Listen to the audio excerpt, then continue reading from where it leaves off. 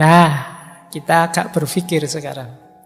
Kenapa sih seperti saya bilang tadi, taubat ini dipentingkan. Kalau bahasa anak-anak hari ini mungkin diviralkan oleh para sufi, para ulama. Di-mainstreamkan. Karena memang ini sangat penting. Berkaitan dengan situasi, kondisi, hakikat hidup kita. Apa hakikat hidup manusia yang menuntut dia concern, perhatian dengan taubat? Yang pertama adalah kita ini punya kecenderungan khoto' wan nisyan.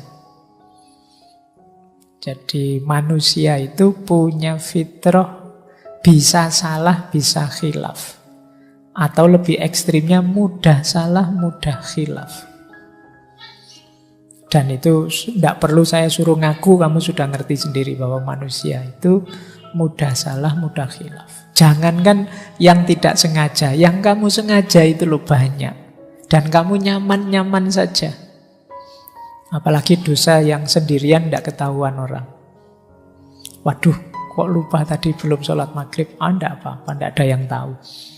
Kalau sama Allah tinggal tobat saja. Jadi kecenderungan jiwa banyak begitu. Manusia itu makhalul khoto' wan nisyan. Oke, ini ciri pertama. Kenapa kemudian orang fokus untuk bertobat? Sadarilah, tidak ada manusia yang bersih. Maka manusia itu tidak pantas, tidak kompatibel kalau dia sombong. Ya ibaratnya komputer itu kalau diisi program sombong itu tidak cocok. Dia akan crash. Saya yakin kalian juga tidak akan kerasan kalau dekat dengan orang yang sombong. Kenapa? Kesombongan tidak kompatibel dengan manusia. Karena manusia itu makhalul khoto' wan nisyan. Orang yang gampang salah, gampang keliru kok sombong, tidak pantas. Kayak tidak punya dosa saja kan gitu. Setiap orang pasti punya salah, punya dosa. Makanya kalau teman-teman kok tiba-tiba sampai pada momen harus konflik dengan orang, mungkin terdorong untuk maki-maki orang, menyalah-nyalahkan orang, menyesat-nyesatkan orang, ayo kembali dulu pada diri kita. Emangnya aku tidak pernah salah? Memangnya aku tidak pernah keliru? Tidak pernah khilaf? Fitrah kita itu ya antara lain khoto' wan nisyan. Ada sisi itunya. Maka taubat penting. Makanya istighfar itu setiap hari, setiap habis sholat disunahkan. Berarti dosa kita itu hitungannya tidak harian, mungkin jam-jaman. Jangan-jangan menitan. Jangan-jangan detikan. Jadi kalau kalian muhasabah mungkin bukan minggu ini saya salah apa, tapi jam ini saya salah apa. Atau jangan-jangan menit ini saya salah apa ya. Dari berangkat ke masjid ngaji sampai sekarang dalam masjid kira-kira saya ada salah enggak? Perbuatan mungkin tidak, tapi pikiranku ada salahnya enggak? Ada kelirunya enggak? Ada negatifnya enggak? Mungkin jangan-jangan tadi sudah sebelum jam 8 sampai sini, Pak Faiz kok enggak datang-datang sih? Katanya on time. Muslim yang baik itu menetapi waktu kok yo jam 8 lebih belum datang-datang. Pikiranmu bilang begitu. Nah, ayo coba. Jangan-jangan dosamu tidak mingguan, tidak harian, jangan-jangan jam-jaman, jangan-jangan menitan, jangan-jangan detikan. Setiap kali kamu buka HP itu mungkin dosamu bergeraknya detikan. Jadi pulsanya naiknya cepat. Detik ini buka gambar itu nambah, detik selanjutnya buka apa lagi nambah lagi. Manusia makhalul khoto' wan nisyan. Itu pun ditambah karakter kedua, kecenderungan kedua manusia apa? Tidak mau disalahkan. Orang itu biasanya kalau disebut salah, ditunjuk sebagai salah, tidak mau. Karena manusia punya fitrah kebenaran, jadi dia merasa gelisah kalau terbukti salah. Atau ditunjuk bahwa kamu salah. Padahal mungkin memang kamu salah. Itu kan yang membuat sering ada konflik orang ngantri misalnya. Orang ngantri tiba-tiba nyerobot. Terus dimarahi, mbok yo jangan nyerobot. Kadang-kadang dia malah nyolotnya lebih kuat. Padahal dia yang salah. Kenapa? Orang gelisah kalau disalahkan, ditunjukkan kesalahannya. Jadi manusia itu tidak mau disalah-salahkan. Makanya kalau kalian ingin jadi orang bijaksana, kalau menasihati orang, menunjukkan salahnya orang, lebih baik di situasi diam-diam yang tidak ketahuan orang. Karena manusia punya kecenderungan ego, tidak mau disalahkan. Itulah mengapa perintah bertobat itu diulang-ulang. Ayo tobat, ayo tobat. Itu karena kalau dibiarkan, kamu tidak ngaku kalau kamu salahmu banyak. Jadi ini kecenderungan kita yang kedua. Ya kalau kita bisa mengalahkan ego, kemudian saya tidak apa-apa kok Pak, kalau orang kritik menunjukkan saya salah, berarti kamu hebat. Tapi sebenarnya sebagian besar orang tidak senang, tidak nyaman kalau dibongkar salahnya. Padahal dia sendiri tahu itu salah. Sampai kadang mencari, kalau kayak minggu lalu, defense mechanism. Wah, kamu kok nonton video-video kayak gitu? Terus, alah ngapain sih ngurusin hal kecil kayak gini? Yang dosa lebih besar banyak itu, yang korupsi itu, yang kamu malah lari kemana-mana. Karena tidak ingin yang salah itu kamu, biar orang lain saja yang salah. Nah ini kecenderungan kita. Kadang-kadang karena saking tidak bisa mengelaknya, terus kamu lempar kesalahan, nyari kambing hitam ke yang lain. Saya dosa kayak gini, ya jangan salahkan saya.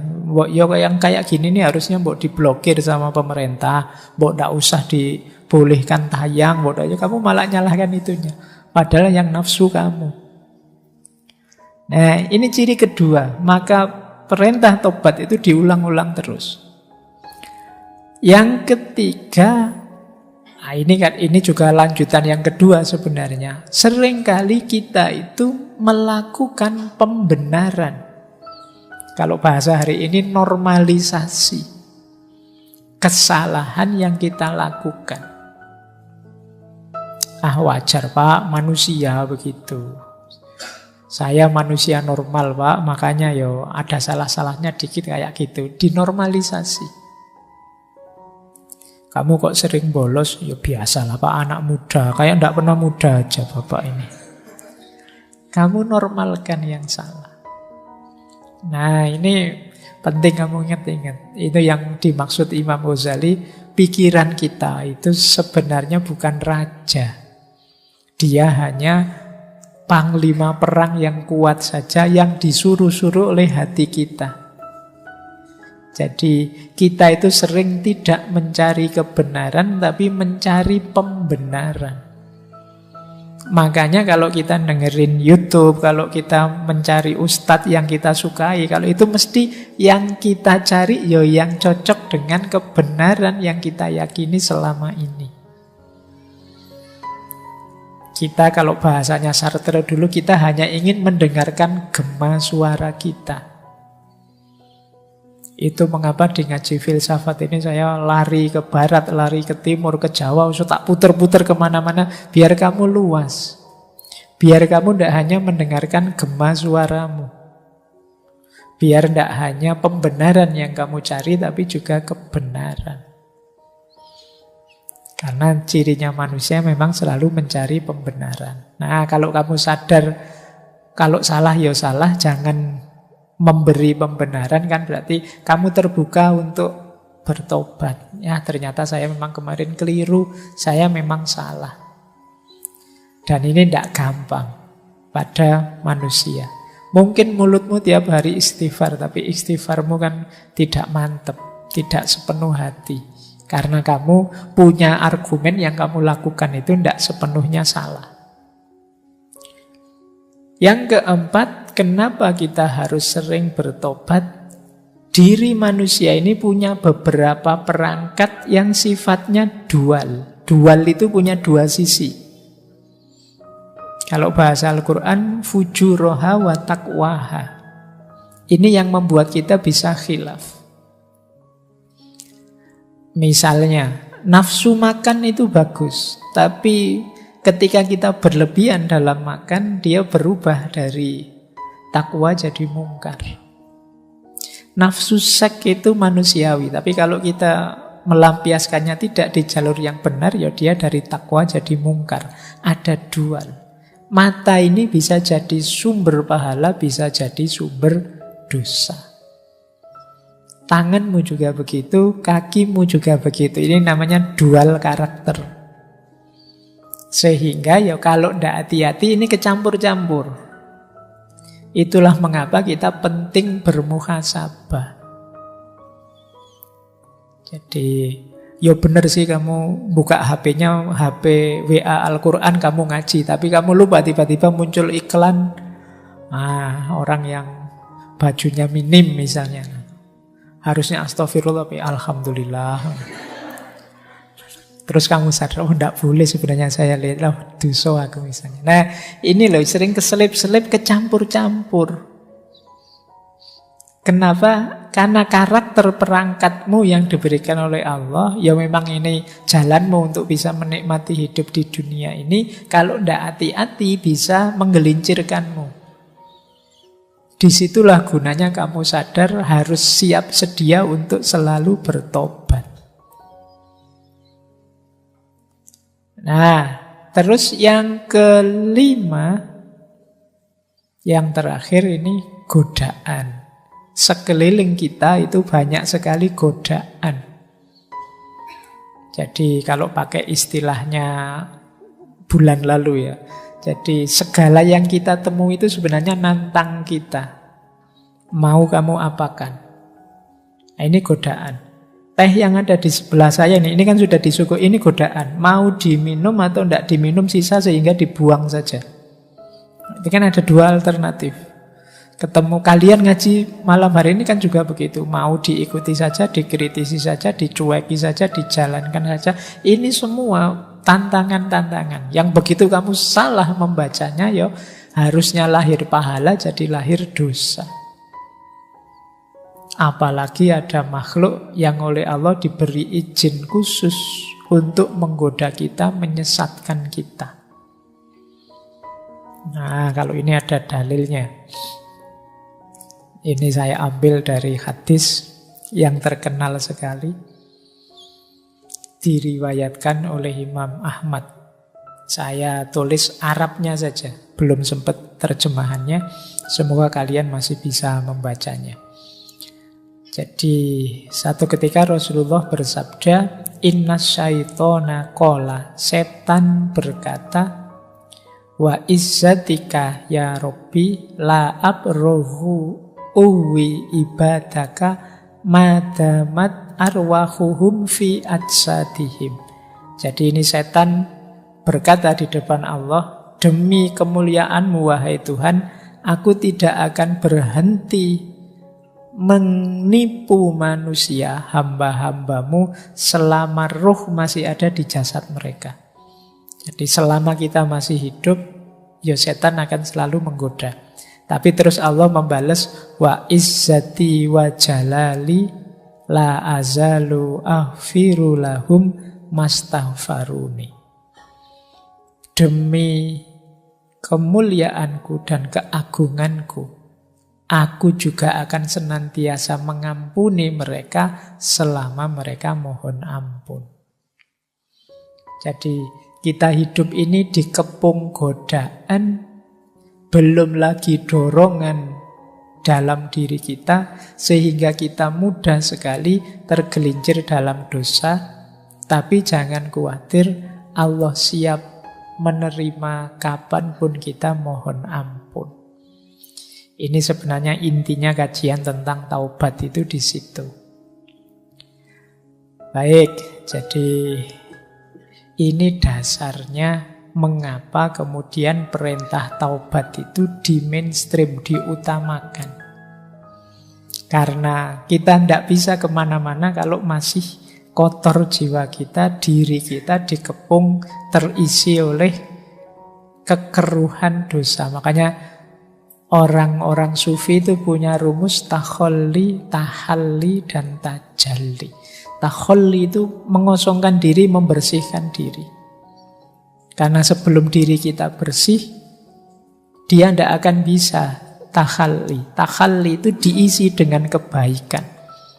Kenapa tidak bisa diisi dengan kebaikan? Karena diri kita masih kotor. Sering saya ilustrasikan, wadahnya kotor. Kalau wadahnya kotor, diisi yang bersih pun, yang bersih kan jadi kotor. Kalau gelasnya mengandung racun, kemudian diisi air susu, yang terjadi kan susu yang terkontaminasi racun. Bukan racun yang jadi susu. Jadi membahayakan kita. Itulah mengapa kadang-kadang kan sering saya ceritakan itu, ilmu itu baik, tapi kalau masuk dalam jiwa yang kotor, yang masih banyak dosa, banyak maksiat, bisa saja kehilangan kebaikannya. Jiwa yang penuh kebencian misalnya, kemasukan ilmu, ya ilmu itu akan dipakai jalan bagi dia untuk menjatuhkan yang dia benci. Ilmu dipakai jadi jalan untuk meruntuhkan orang yang dia dengki. Jadi ilmu yang harusnya menebar manfaat, maslahat, berbalik jadi jalan merusak. Nah, ini logikanya. Maka langkah awal yang penting memang takholli, pembersihan diri, tobat. Kalau diri masih belum bersih, masih sulit kalian mengambil manfaat-manfaat dari keutamaan-keutamaan hidup.